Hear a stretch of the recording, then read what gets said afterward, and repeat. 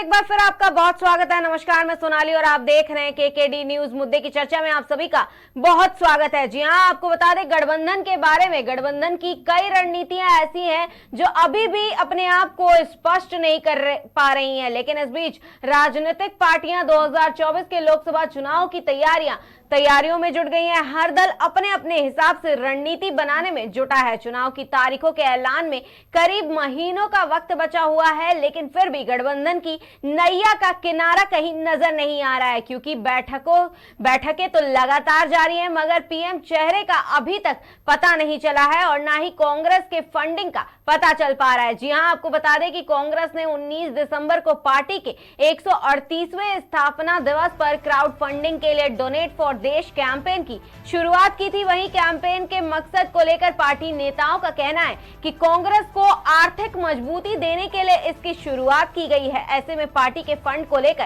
तरह तरह के सवाल उठने लगे हैं कि क्या आखिर कांग्रेस के पास वाकई में इतने कम पैसे हैं या उसे कोऑपरेटिव फंडिंग नहीं मिल रही है और इसलिए उसे क्राउड फंडिंग कैंपेन चलाने की जरूरत पड़ गई है। राजनीतिक दलों की कमाई के आंकड़ों के मुताबिक भारतीय जनता पार्टी के आंकड़े कुछ और ही कहते हैं और कांग्रेस के आंकड़े कुछ और ही कहते हैं। लेकिन इस मुद्दे पर चर्चा करने के लिए हमारे साथ का तमाम मेहमान मौजूद हैं। बीजेपी से विकास पांडे जी, कांग्रेस से अशोक पटेल जी, सपा से अभिषेक मिश्रा जी। आप सभी मेहमानों का हमारे शो मुद्दे की चर्चा में बहुत स्वागत है।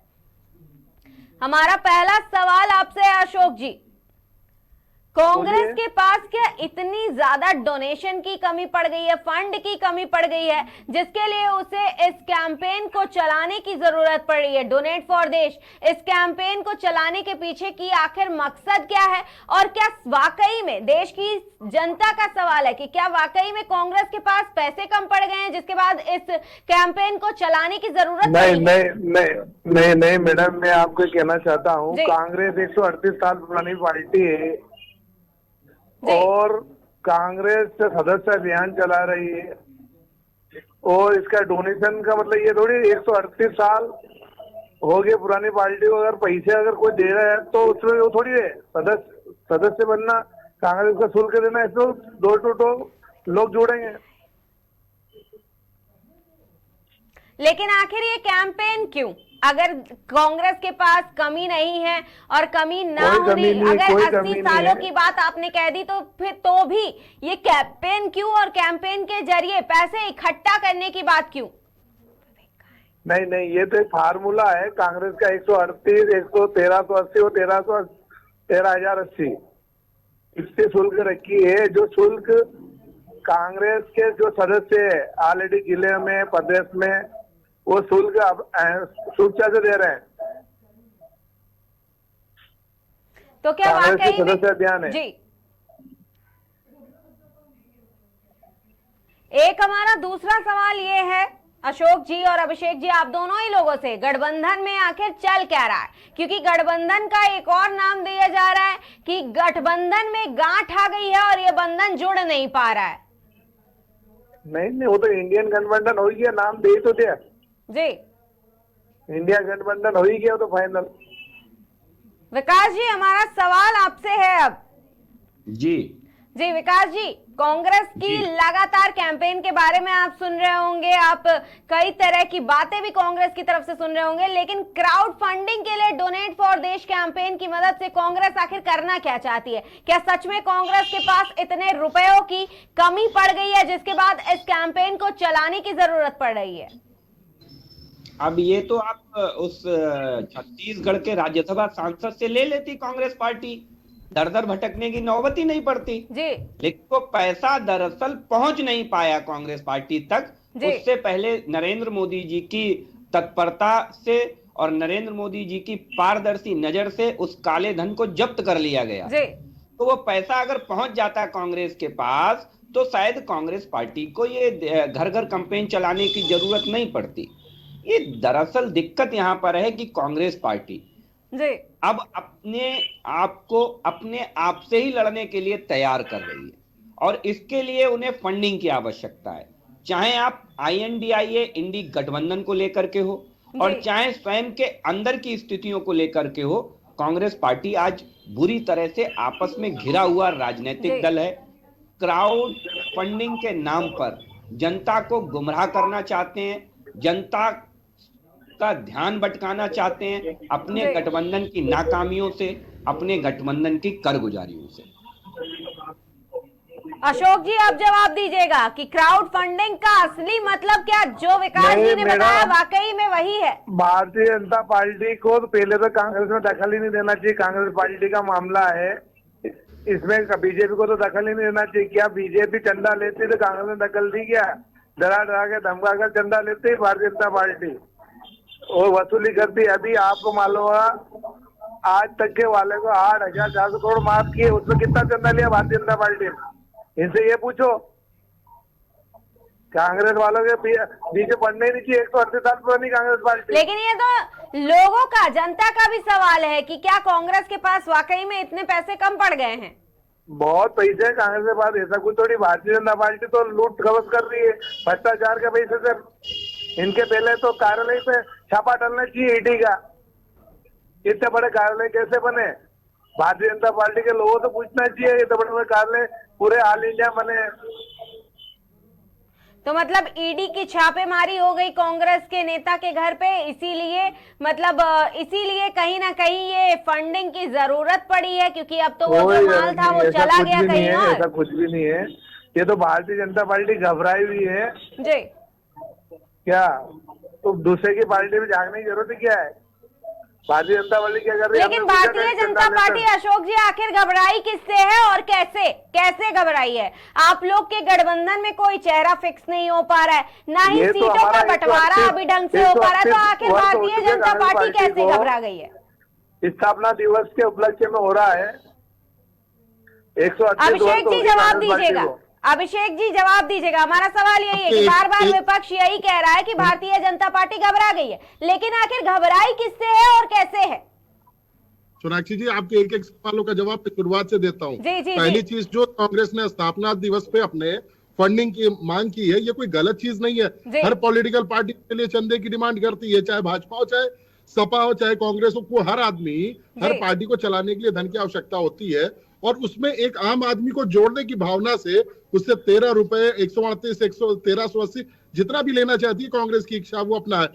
अभी रही बात इसकी कि फंडिंग में, अभी हमारे भाई विकास पांडे जी कह रहे थे कि 341 या 381 करोड़ रुपए पकड़ गया, इसलिए कांग्रेस को फंड को जरूरत है। मैं इनसे पूछना चाहता हूं, नीरव मोदी ने तो अपने स्टेटमेंट में कहा कि मैंने जितने का घपला किया आधा तो वहीं रह गया है, वो पैसा इनको मिल गया, इसलिए इनको फंडिंग की जरूरत नहीं है। तो ये फंडिंग का प्रोसेस बीजेपी का है कि लेके भाग जाने दो, उसमें से सुनिएगा ये सारे आरोप नहीं, मेरी बात पहले बात सुनिए। जी जी अभिषेक जी बताइए। तो पूरा सुनिए, नहीं तो फिर कोई फायदा नहीं है। अभिषेक जी बताइए। सुनिए, केवल लांछन लगा देने से कि अगर कांग्रेस अपने लिए फंड रेज करना चाहती है तो पॉलिटिकली या फाइनेंशियली कमजोर हो गई, उद्देश्य ये नहीं है। हर पॉलिटिकल पार्टी चाहती है कि हमारे साथ एक आम आदमी का अगर धन लग रहा है तो एक आइडिया मिलता है कि हमारे साथ कितने। देखिए, सबसे बड़ी चीज, आदमी पैसा देता कब है? जब उसकी निष्ठा होती है।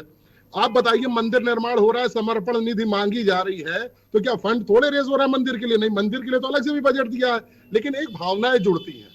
उसी तरह अगर कांग्रेस पार्टी अपने लिए फंडिंग करा रही है तो मुझे नहीं लगता है कि एज ए पॉलिटिकल पार्टी किसी भी पार्टी को ऑब्जेक्शन। ये विकास जी के स्टेटमेंट तो मतलब बेवजह के मुझे लगे कि इनका 351 करोड़ रुपया पार्टी तक नहीं पहुंच पाया। अरे नीरव मोदी और ललित मोदी साहब स्टेटमेंट दे रहे हैं, आधा पैसा मैंने वहीं दे दिया, किसको दे दिया, इसकी जांच क्यों नहीं करा लेते आज तक भाई? अगर यही था, इसका मतलब डायरेक्ट इनके कार्यालय में पहुंच गया, इनको फंड की जरूरत नहीं है। आज कांग्रेस के ऊपर ये ब्लेम करने लगे, ये तरीका नहीं होता। मैडम, आपको बहुत स्पष्ट बताऊं, एक ये प्रोसेस है पॉलिटिकल पार्टीज का कि वो जानना चाहती है। देखिए, पैसा आदमी तभी देता है जब उसमें निष्ठा होगी। आप ये बताइए, समर्पण निधि के नाम पे मंदिर में चंदा हिंदुओं ने दिया, कुछ मुस्लिम भाइयों ने दिया हो, नहीं दिया, मैं उसके पे कमेंट्स नहीं करने जा रहा, लेकिन अगर मैंने दिया है, इट मींस कि मेरी वहां पे श्रद्धा जुड़ी हुई है, मेरी भावनाएं जुड़ी हुई है, तो मैंने चंदा दिया। ये कोई गलत नहीं है। हर आदमी, पॉलिटिकल पार्टी का ये अधिकार है कि वो अपने लिए फंड रेज करे, और वो आम आदमी से मांग रही है, ना कि किसी के ऊपर दबाव डाल रही है। बहुत क्लियर आपको बताना चाहूंगा।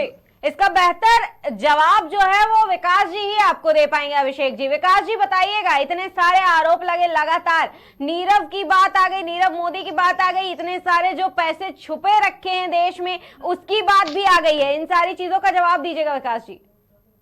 2-3 चीजें हैं जी। सबसे पहले तो मैं इस धन संग्रह को लेकर के हमारे कांग्रेस पार्टी के सम्मानित प्रवक्ता कह रहे थे कि हर पार्टी का ये अधिकार है कि वो धन संग्रह करे और आम जनता से धन संग्रह लेकर के आए। बिल्कुल मैं भी इस बात को मानता हूं और समझता हूं, हर पार्टी के लिए ये आवश्यक है कि धन संग्रह करे। लेकिन क्या ये इत्तेफाक है, ये मेरा सवाल भी है सोनाली जी, जो पूछ लीजिएगा कांग्रेस पार्टी के प्रवक्ता से, क्या ये इत्तेफाक है कि कांग्रेस पार्टी के सांसद के यहाँ 350 करोड़ रुपए से ज्यादा की रकम बरामद होती है और उसके बाद ही कांग्रेस पार्टी इस धन संग्रह का अभियान प्रारंभ करती है? ये एक बड़ा सवाल है जो कांग्रेस पार्टी से पूछ लीजिएगा, क्या ये एक इत्तेफाक है या फिर इसके पीछे कुछ और है? ये कांग्रेस पार्टी के प्रवक्ता बेहतर जवाब दे देंगे। दूसरी चीज, मुझे लगता है चंदे के ऊपर अभी सवाल कह रहे थे कि चंदे के ऊपर एक पार्टी विशेष का अपना अभियान होता है और भारतीय जनता पार्टी को चंदे के ऊपर कांग्रेस पार्टी से सवाल नहीं पूछना चाहिए। ठीक बात है, जब राम मंदिर का धन संग्रह अभियान चल रहा था और जिन राहुल गांधी ने राम मंदिर में 10 रुपए भी नहीं दिए हो, वो राहुल गांधी हो चाहे कांग्रेस पार्टी के अन्य नेतागण हो, और उस धन संग्रह के ऊपर तमाम तरीके के आरोप लगाने वाला कौन था सोनाली जी? जरा पूछ लीजिए। वो तो किसी राजनीतिक दल का धन संग्रह था ही नहीं, लेकिन उसके बावजूद भी अपनी थोथी राजनीतिक तुष्टीकरण की राजनीति को साधने के लिए ये एक प्रोपेगेंडा इस देश में फैलाया गया, केवल एक वोट बैंक को खुश करने के लिए आपने राम मंदिर के चंदे पर भी प्रश्न चिन्ह उठाया। क्यों उठाया भाई? जब एक राजनीतिक दल के चंदे में राम मंदिर के चंदे का हिसाब किताब अभी भी कहीं ना कहीं विपक्ष मांगता जरूर है विकास जी। बिल्कुल, जिन लोगों ने भगवान राम के काज में एक इंच चलना पसंद नहीं किया, ये तो उस गिलहरी से भी गए बीते लोग हैं जिसने कम से कम राम काज में अपना कुछ तो योगदान दिया था। इन्होंने तो बगैर योगदान दिए प्रश्न उठाया है हमेशा, चाहे भगवान राम को काल्पनिक कहने की बात हो और चाहे राम मंदिर के चंदे की बात हो। तमाम तरीके के ऐसे आरोप हमेशा केवल किस लिए? केवल एक चीज के लिए, और वो है इनकी तुष्टीकरण की राजनीति। दूसरी चीज, बड़े जोर शोर से नीरव मोदी याद आ रहे थे हमारे सम्मानित प्रवक्ता को। जरा पूछ लीजिए कि उनके हीरे के शोरूम का उद्घाटन कौन करने जाता था? कौन करने जाता था उनके हीरे के शोरूम का उद्घाटन? क्या वो जो पैसा यहाँ नीरव मोदी छोड़ गए हैं वो उन्हीं के पास तो नहीं है जो उनके शोरूम का उद्घाटन करने जाते थे? जरा पूछ लीजिए सोनाली जी, और पैसे का हिसाब भी उन्हीं के पास होगा नीरव मोदी के। अभिषेक जी, इन सारे आरोपों का आप जवाब दीजिएगा, क्योंकि अभी आपने सवाल पूछे। आप जी सोनाक्षी जी मेरी बात ध्यान से सुने।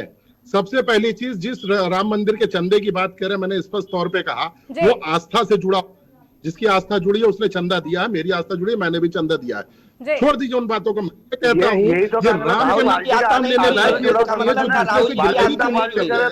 स्वतः वहां पे जमीन, सुनिए मेरी बात सुनिए, 20 लाख की जमीन खरीद के मात्र 3 से 15 दिन के अंदर 2.5 करोड़ में इन्होंने राम जन्मभूमि को रजिस्ट्री किया है। इनके महापौर के भांजे ने उस पे ये कुछ नहीं बोलेंगे, क्योंकि इन्हीं के पार्टी के नेता थे वहां पे उस वक्त, वहां के नगर पालिका के लोग, और उन्हीं के भांजे ऐसा हो जाता है। राम के नाम पे 15 से 20 दिन के अंदर 2.5 करोड़ रुपए में भगवान को नहीं छोड़ रहे हो। इसका जवाब क्या ये दे पाएंगे? राम के नाम पे आप आस्था पे सवाल तो हमारे उठा देते हो, लेकिन राम के नाम पे जो चोरी की है और प्रधानमंत्री का क्या काम राम मंदिर में? जब बोर्ड का आदेश है, बोर्ड ने उनका लेना था, या पंडितों का काम है, वहाँ तो पंडित कह रहे हैं। अशोक जी अभिषेक जी की बातें सुन लीजिए, उसके बाद बताइए। बड़ा धन हम देख यहाँ पे आए हैं, उसका जवाब कौन देगा? अरे मैडम झूठ बोल रहा है ना, इनको कैसे क्या झेलेंगे हम? सवाल कर देते इनसे।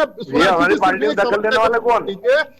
और के भांजे ने मोदी का माफ कर रहे हैं, बड़े बड़े उद्योगपति को पैसे माफ कर रहे हैं। अशोक जी अभिषेक जी को अपनी बातें पूरी कर लेने दीजिए। अशोक जी अभिषेक जी बताइए। मैंने बहुत स्पष्ट तौर से कहा कि विकास पांडे भाई साहब से हमारे पूछिए है, क्या वहां महापौर के भांजे ने 20 लाख में जमीन खरीद के 20 दिन के अंदर उसको क्या नाम है 2.5 करोड़ में नहीं रजिस्ट्री किया राम जन्मभूमि ट्रस्ट को? ये राम के नाम पे घोटाला नहीं किया इन्होंने? अरे आस्था सबकी है, मैं भी सनातनी हूँ, मुझे भी ब्राह्मण होने का हक प्राप्त है, मुझे किसी से सर्टिफिकेट की जरूरत नहीं। लेकिन जहां बात आज विकास की है, जहां पे आज मुद्दे रोजगार के हैं, जहां पे वो है, उसको ये नहीं देखेंगे। ये कहते हैं राम की गिलहरी। अरे गिलहरी ने तो जाके 4 अक्षर बालू वहां डाले थे, इन्होंने तो जमीन खोद के उसका पैसा निकाल लिया। 20 लाख की जमीन 2.5 करोड़ में रजिस्ट्री कर दी इन्होंने। ये राम की बात करते हैं, हम लोगों से आस्था पे सवाल उठाएंगे? इतना अधिकार जी विकास जी। मेरे एक भी सवाल का जवाब सम्मानित साथी ने नहीं दिया। और लौट के घूम फिर के फिर वहीं आ गए। अरे भाई, जिन्होंने चंदा नहीं दिया अभी इन्होंने स्वयं स्वीकार कर लिया, चंदा आस्था का विषय होता है। यानी कि राहुल गांधी में और सोनिया गांधी में आस्था नहीं है राम मंदिर के लिए, इसलिए उन्होंने चंदा नहीं दिया। ये सीधा सीधा सवाल था, इसका सीधा जवाब था जो आप दे सकते थे, लेकिन आपने घुमा फिरा के दिया। मैं जनता को आपके चैनल के माध्यम से बता देता हूं कि हमारे सम्मानित प्रवक्ताओं ने यह स्वीकार किया है कि राहुल गांधी और सोनिया गांधी जी की राम मंदिर में कोई श्रद्धा नहीं है, इसलिए उन्होंने चंदा नहीं दिया। यही कहना है ना सोनाली जी का? मैंने पूरा चंदा दिया। आपके प्रवक्ताओं ने सच स्वीकार किया है, भले ही घुमा फिरा के इनकी पार्टी के प्रवक्ताओं ने सच स्वीकार किया इनके गठबंधन। अरे सर सुन लीजिए, अभी नीरव मोदी का नाम लेने वाले लोग अब नीरव मोदी का नाम दोबारा नहीं लिए। जैसे ही मैंने पूछ दिया नीरव मोदी को लेकर के कि नीरव मोदी जी के शोरूम का उद्घाटन करने वाले उनके पैसे का हिसाब देंगे, तो उसके बाद नीरव मोदी का नाम नहीं लिया गया। फैलाना कांग्रेस पार्टी का पुराना भंडारा है सोनाली जी, और ये देश जानता है कि कांग्रेस पार्टी की आज राजनीतिक साख खत्म हो चुकी है, विश्वसनीयता जनता के बीच में खत्म हो चुकी है। दर्जनों बार इस देश की सेवा करने का अवसर कांग्रेस को मिला, मगर कांग्रेस ने अपनी तुष्टीकरण की राजनीति के को ध्यान में रखते हुए इस देश के हितों को हमेशा तिलांजलि दी। इस देश के साथ हमेशा वो धोखा किया। इस देश के साथ अगर मैं सीधे शब्दों में कहूं तो इस देश के साथ कांग्रेस पार्टी ने हमेशा धोखा किया। वोट सबका लिया, लेकिन जब देश को देने की बात आई तो गिन चुन करके एक वर्ग विशेष को दिया गया और अपना पेट भरने का काम किया गया। सोनाली जी, इनसे पूछ लीजिए कि ऐसी इनके ही शासनकाल में रिपोर्ट आई थी, इंटरनेशनल एजेंसी की रिपोर्ट थी कि दुनिया की चौथी अमीर महिला होने का खिताब हासिल हो गया था सोनिया गांधी जी को। सोनिया गांधी जी दुनिया की चौथी अमीर महिला हो गई थी। अभी भारतीय जनता पार्टी के ऊपर बराबर कटाक्ष करते चले आ रहे हैं, लेकिन ये नहीं एक बार भी बताने को तैयार हैं कि आखिर ऐसे कौन से आय के स्रोत जनरेट हो गए कि दुनिया की चौथी सबसे अमीर महिला हो गई। ऐसे पैसा कहां से आ गया कि दुनिया की चौथी अमीर महिला होने का खिताब मिल गया? तो ये बड़े सवाल हैं। और कांग्रेस पार्टी, मैं फिर कहता हूं सोनाली जी, इन लोगों से जब भी आप बात करोगे तो जैसे आधा ग्लास भरा और आधा खाली, तो ये हमेशा खाली की चर्चा करने में विश्वास रखते हैं। आज देश आगे निकल चुका है। आज देख लीजिए, अयोध्या धाम, दिव्य नव्य और भव्य अयोध्या हम सबके सामने खड़ी हुई है, और हम सब भगवान राम का 22 जनवरी को दिल खोल करके स्वागत करेंगे। हाँ, ये अलग विषय है कि जिन्होंने चंदा नहीं दिया वो आज राम राम जप रहे हैं। जिनके मन में भाव ही नहीं है राम के लिए, वो राजनीतिक लाभ पाने के लिए आज राम राम जप रहे हैं। अशोक जी, आप जवाब दीजिएगा। अशोक जी, आप जवाब दीजिए। जवाब नहीं। मैं ये कहना हूँ आपके चैनल के माध्यम से, उसमें और देश का जो राम मंदिर बन रहा है उसमें राजू जी ने तो दरवाजा खुलवाया, उसके गेट खुलवाए थे, नरसिंह राव ने उसका सब काम करवाया, अशोक सिंघल ने काम करवाया, और भारतीय जनता पार्टी के अटल बिहारी वाजपेयी थे, उनका विरोध किया था। अशोक सिंघल ने इसका विरोध करा था, तो उन्होंने बोला कि आप सुख लीजिए।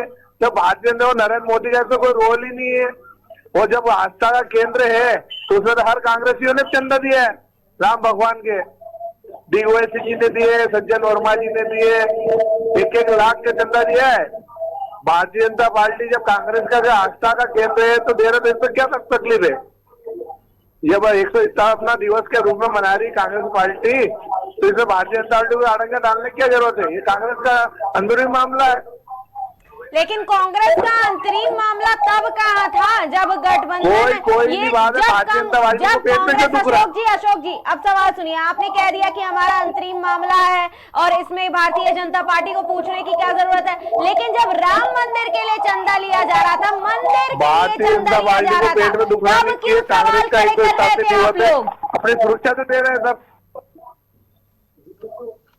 इसका जवाब दीजिए ना कि जब राम मंदिर के लिए चंदा लिया जा रहा था, किसी निजी पार्टी के लिए चंदा नहीं लिया जा रहा था, तब कहाँ थे आप लोग? तब क्यों सवाल उठा रहे थे इतने सारे आप लोग कि ये चंदा लिया जा रहा है, इस चंदे का हिसाब किताब भारतीय जनता पार्टी नहीं दे रही है, भव्य मंदिर बनकर के तैयार हो गया, उस पर भी सवाल उठाए जा रहे थे।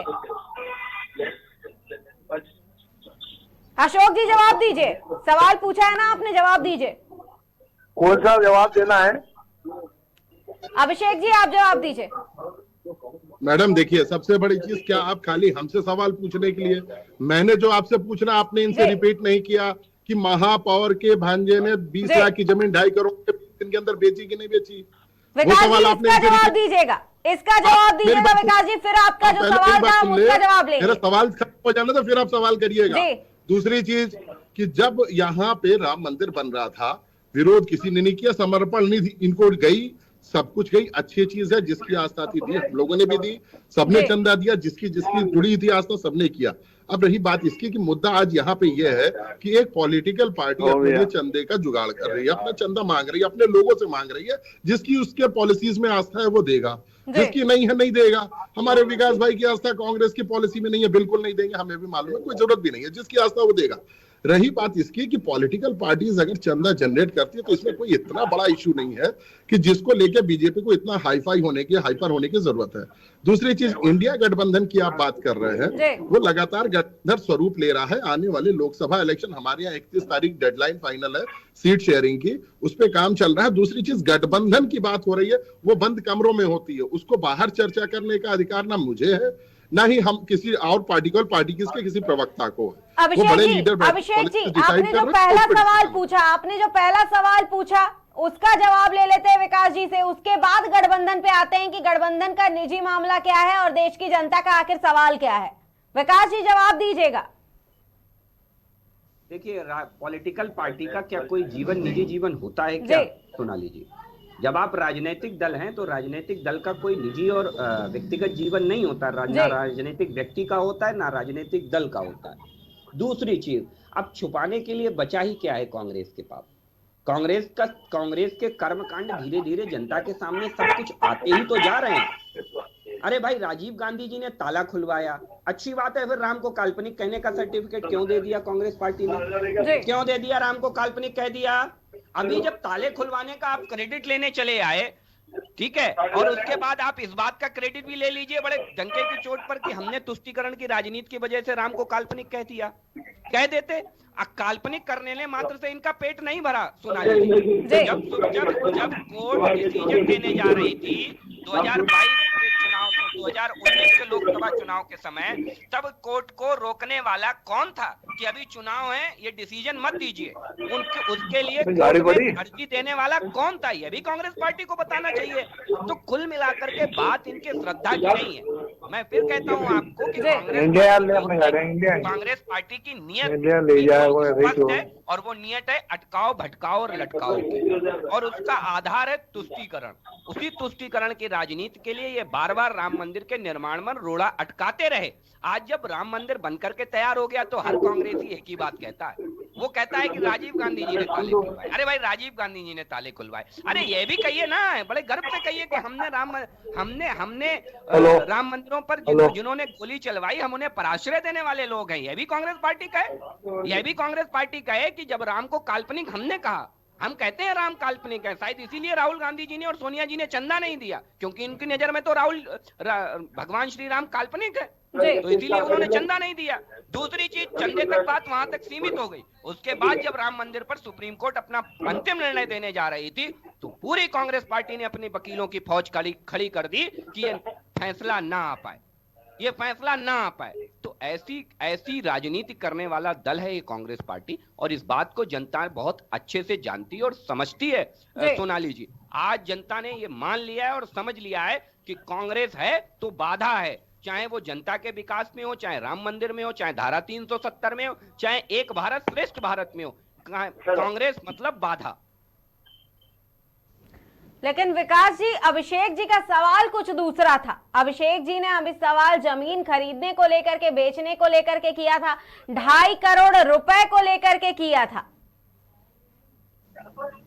देखिए, जमीन खरीदने को लेकर जय विकास जी, जो मैंने मना कर दिया चाहिए कि मंदिर ट्रस्ट ने बाकायदा FIR उस पर दर्ज कराई थी, और वो एक सौदा नहीं था, ऐसे 4 सौदे थे जिनको लेकर के मंदिर ट्रस्ट ने वहां श्री राम जन्मभूमि थाने पर FIR बाकायदा दर्ज कराई गई। दूसरी चीज, ये जांच का विषय है, और जांच में दूध का दूध पानी का पानी हो जाएगा। मैं तो स्पष्ट रूप से बगैर जांच के ये स्वीकार कर लिया अभी कांग्रेस पार्टी के प्रवक्ता ने, और बताने को भी तैयार नहीं हो रहे। अभी स्वयं कहा कि भाई ये आस्था का विषय है, चंदा देना ना देना। तो राहुल गांधी जी में आस्था नहीं है राम के प्रति, इसलिए चंदा नहीं दिया।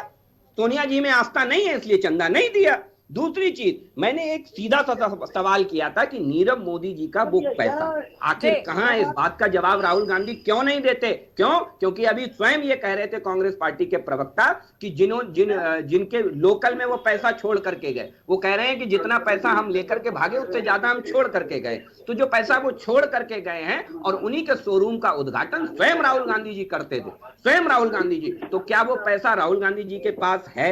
इस बात का जवाब है इनके पास, क्योंकि ये स्वयं अभी कह रहे हैं कि उनका बहुत सा पैसा यहाँ पर है नीरव मोदी का। जी अभिषेक जी, आपका सवाल हमने कर दिया है। अब आप एक सवाल हमारा ये भी है, आपने कहा कि गठबंधन के बीच क्या कुछ होता है उससे अभी ये डिसाइड हो जाएगा, अभी डिसाइड नहीं हुआ है और इसके बारे में कोई सवाल जवाब विपक्ष को नहीं करना चाहिए। लेकिन ये सवाल तो जनता का है ना कि आखिर गठबंधन में क्या कुछ चल रहा है। कोई किसी और का नाम ले रहा है, कोई किसी और का नाम ले रहा है, कोई रूठ जा रहा है, नीतीश कुमार बैठक के बीच से उठ के चले जा रहे हैं।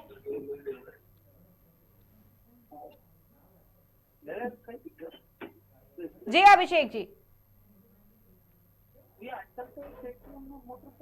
जी ने के ही स्टेटमेंट था, एक बड़ा हुए खड़गे जी ने स्टेटमेंट दिया कि ये मुद्दा इलेक्शन जीतने के बाद आएगा कि हमारा प्रधानमंत्री कौन होगा, वो छोड़ दीजिए। उन्होंने इस बात से जब डिनाई कर दिया तो हमारे बीच विवाद का कोई कारण ही नहीं रहा। अब तो यह है कि सब लोग मिलजुल के लड़े और ज्यादा से ज्यादा हम सीटें जीते, उस पे आ गई।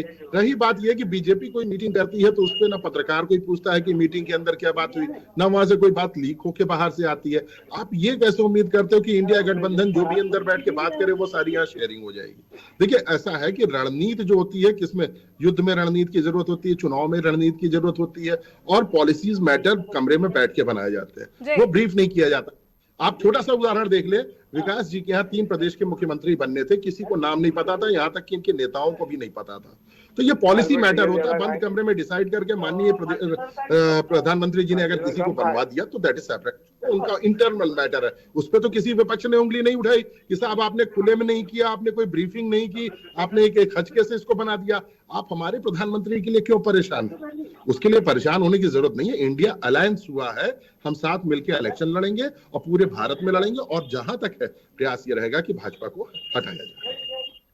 जी विकास जी, भाजपा को हराने की पूरी तैयारी हो चुकी है, लेकिन पीएम के चेहरे का ना अभी तक कुछ अता पता चला है और ना ही अभी दूर दूर तक ऐसे कोई आसार नजर आ रहे हैं। वहीं अगर केवल प्रधानमंत्री की बात करें तो प्रधानमंत्री नरेंद्र मोदी के नाम पर पूरे देश की जनता वोटिंग करती है और उसके बाद भारतीय जनता पार्टी जीत भी जाती है, जिसके बाद कई तरह के विपक्ष द्वारा आरोप भी लगाए जाते हैं। लेकिन अभी नाम डिसाइड नहीं है पीएम के उम्मीदवार की, और उसके बाद में विपक्ष क्या कुछ कहेगा, क्या कुछ करेगा, ये सभी बेहतर तरीके से जानते हैं।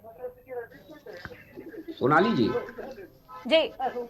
हम इनके किसी भी मामले में दखल नहीं देना चाहते, वरना हमारी देने की मंशा कभी रही है। उनका अपना मामला है, लेकिन उनका अपना मामला तब नहीं रह जाता है जब अखिलेश पूरी मीडिया के सामने आकर के कहते हैं कि वो अपने चिरकुट नेताओं से बयानबाजी बंद कराएं। ये हमने नहीं कहा कांग्रेस पार्टी के नेताओं के लिए, ये स्वयं उनके गठबंधन के नेता अखिलेश यादव, उनके ही एक नेता अखिलेश यादव जी ने कहा। और ये भी हमने नहीं कहा कि कौन है अखिलेश वखिलेश, यह भी कांग्रेस पार्टी के एक बड़े नेता ने अखिलेश के लिए कहा। ये निजी मामला जो बताया जा रहा है विकास जी, निजी मामला बता तो दिया गया, लेकिन अखिलेश यादव जी आए दिन आते हैं मीडिया के सामने और कई तरह के बयान देके भी जाते हैं। बिल्कुल, अभी रिसेंटली जो बैठक खत्म हुई है जेडीयू के सांसद ने, जो जेडीयू आज कांग्रेस पार्टी के आईएनडीआईए गठबंधन का हिस्सा है, उस जेडीयू के सांसद ने ये कहा है कि ये बैठकें तो चाय नाश्ता और बिस्कुट तक सीमित हैं। ये हमने नहीं कहा, ये खुद जेडीयू के सांसद ने कहा है। तो भाई साहब, थोड़ा सा मैं आग्रह करूंगा कि ये हम नहीं कह रहे हैं, ये आपके ही अंदर के लोग कह रहे हैं कि स्वयं ममता बनर्जी जी और अरविंद केजरीवाल जी अलग राग अलाप रहे हैं और आपके अधीर रंजन चौधरी जी पूरी बैठक में साइलेंट रहते हैं। और क्या स्टैंड है उनका बंगाल को लेकर के, ये किसी से छुपा नहीं है भाई। आपकी चीजें जब बाहर आएंगी तो लोग चर्चा करेंगे। आपकी चीजें जब हमारे यहाँ ये पद्धति है कि हमारे यहाँ हम आंतरिक रूप से बैठ करके निर्णय लेते हैं और हमारे यहाँ बयानबाजियों का दौर नहीं चलता है। हमारे यहाँ बयानबाजियां नहीं होती हैं, इसलिए आप कहते हो कि आपके यहाँ अंदर डिसीजन हो गया और बाद में पता लगा कि कौन मुख्यमंत्री बनेगा। तो ये हमारे यहाँ संस्कार अनुशासन है। ये आप अपने यहाँ तय करिए कि भानुमति ने कुनवा जोड़ा वाली कहावत है कि एक उधर जा रहा है, एक इधर जा रहा है, और उस कुनबे को आप जोड़ने का प्रयास कर रहे हैं। जो जिस गठबंधन के अंदर हर राजनीतिक दल के नेता की इच्छा है प्रधानमंत्री बनना। कितने प्रधानमंत्री बनाएंगे कांग्रेस पार्टी की INDIA गठबंधन? ये तय करके देश को बताए, क्या हर महीने प्रधानमंत्री बदलेंगे? क्या आंतरिक रूप से यही तो नहीं चल रहा है? इस देश को गुमराह करने की पद्धति चल रही हो कि हर महीने साहब, एक महीने अरविंद केजरीवाल बनेंगे, एक महीने ममता बनर्जी बनेंगे, एक महीने नीतीश कुमार बनेंगे, एक महीने खड़गे जी बनेंगे, एक महीने राहुल जी बनेंगे, एक महीने प्रियंका जी बनेंगी, एक महीने उधर कर्नाटक वाले बनेंगे, एक महीने कोई और बनेगा। तो कहीं ये तो नहीं चल रहा है कांग्रेस पार्टी के गठबंधन के अंदर? ये तो स्वयं इन्हें बताना है, जनता ये सवाल करेगी श्रीमान जी, और जनता को ये जानने का अधिकार है, क्योंकि उसी जनता से आप वोट मांगने जाओगे और ये बताना पड़ेगा आपको कि आपके प्रधानमंत्री पद का उम्मीदवार कौन है। और मैं फिर बताता हूं आपको, कोई नहीं है टक्कर में। आप लिख लीजिए, नरेंद्र मोदी सैकड़ों पर भारी है। उन्होंने लोकसभा में ये कहा था, एक अकेला सब पर भारी है। तो ये डर रहे हैं अपने प्रधानमंत्री का चेहरा डिक्लेयर करने के लिए, क्यों ये जानते हैं कि नरेंद्र मोदी जी के सामने कोई टिक नहीं सकता। अभिषेक जी, इसका किस तरह से जवाब देंगे? बहुत आसान है, इसमें कोई सवाल ही नहीं है जिसका जवाब मुझे देना हो। पहले सवाल से ही आते हैं। जो ये कह रहे थे कमलनाथ जी और अखिलेश जी के स्टेटमेंट्स पे, आपको बता दूं, यही पियर का चर्चा जो अभी जल्दी आ गए हैं, फिर इनके साथ इन्हीं के साथ है, तो इनकी गा रहे थे जब हमारे साथ आए तो कहे कि एक जने को मठ भेज देंगे, दूसरे को गुजरात। आज फिर अमित शाह जी ने इलेक्शन की मजबूरी में उनको दिल्ली से गले लगा के भेज दिया है, और उत्तर प्रदेश में उनको मंत्री बनाया जा रहा है। उम्मीद है कि मतलब 15-20 दिन या करवा सकते जो बना दिया गया। ये राजनीतिक मजबूरी बीजेपी की हो सकती है। दूसरी चीज, हमने यहाँ कहने में चर्चा होती है कि कभी ममता बनर्जी किसी को कह देती है, किसी को। हमारे यहाँ लोकतांत्रिक, आप आइए अपने मत को बताइए। इनके यहाँ ऐसा नहीं है, इनके यहाँ ऑटोक्रेटिक स्टाइल है। ऊपर से बता दिया ये बनेगा, ये हो गया, जाइए लेके आप इसको ढोइए आप अपने साथ। कोई मतलब नहीं है कि वो आपके काम का है नहीं है, जो ऊपर से कह दिया गया दैट्स द फाइनल थिंग। रही बात इसकी कि प्रधानमंत्री है तो फिर जाहिर सी बात है, बड़े हैं, हम उनका सम्मान करते हैं, उनके बारे में नहीं है। रही बात इसकी, इंडिया गठबंधन पूरी ताकत से लड़ेगा। सुना लीजिए, इनके सवालों का मैंने जवाब दिया, उसके मैंने इनके सवालों का जवाब दिया, उसी तरह जनता 2024 में भी जवाब देगी।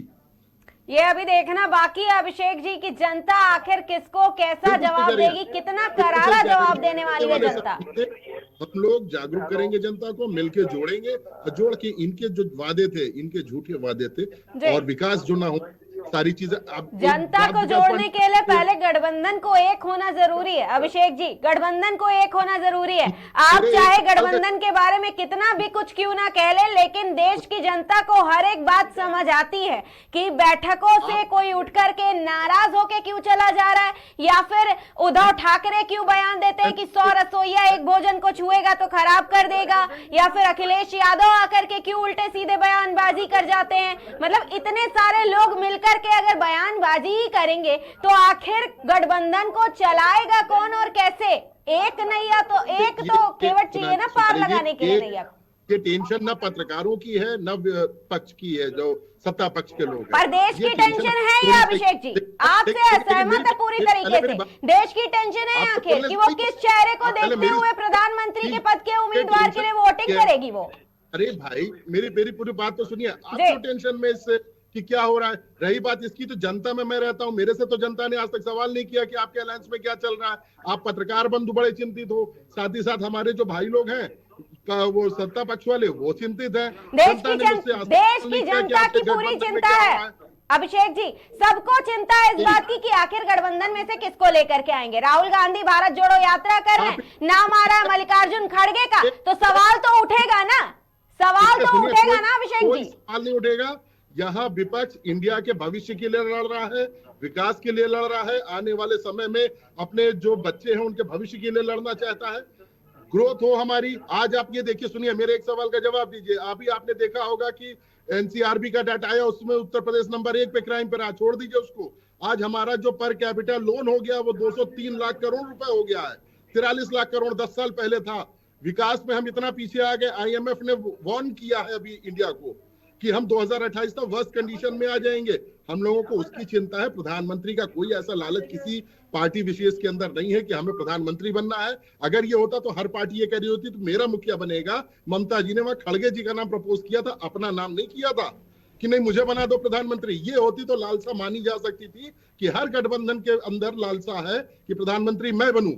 वहां ऐसी कोई लालसा नहीं है। वहां यह है कि हम लोग जीतने के बाद जब उस इस चीज को भी अभी ज्यादा वक्त नहीं बचा है अभिषेक जी, अभी ज्यादा वक्त नहीं बचा है। अब ये भी 2024 नजदीक आ ही गया है और साफ हो जाएगा आखिर कि देश का प्रधानमंत्री कौन बनेगा, गठबंधन से बनेगा या फिर भारतीय जनता पार्टी से बनेगा। तो फिलहाल के लिए आप सभी मेहमानों का बहुत बहुत धन्यवाद हमसे जुड़ने के लिए। बता दें लोकसभा चुनाव 2024 के मद्देनजर एक तरफ बीजेपी और कांग्रेस समेत तमाम राजनीतिक दल अपनी तैयारियों को अंतिम रूप दे रहे हैं, तो वहीं जनता के बीच राजनीतिक हलचल तेज हो गई है। हाल ही में हुए विधानसभा चुनाव में 5 में से 3 राज्यों में जबरदस्त जीत दर्ज करके बीजेपी गदगद नजर आ रही है। उसके नेता अगले लोकसभा चुनाव में जीत हासिल करने और नरेंद्र मोदी को एक बार फिर से प्रधानमंत्री बनाए जाने को लेकर आश्वस्त दिखाई दे रहे हैं। वहीं बीजेपी पूरे उम्मीद कर रही है कि आम चुनाव में वह जीत की हैट्रिक लगाएगी। वहीं 28 पार्टियों वाले विपक्षी गठबंधन इंडिया का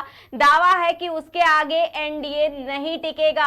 ऐसे में अगले लोकसभा चुनाव में इंडिया गठबंधन या एनडीए कौन बाजी मारेगा ये देखना अभी बाकी है। फिलहाल के लिए नमस्कार, देखते रहिए केकेडी न्यूज।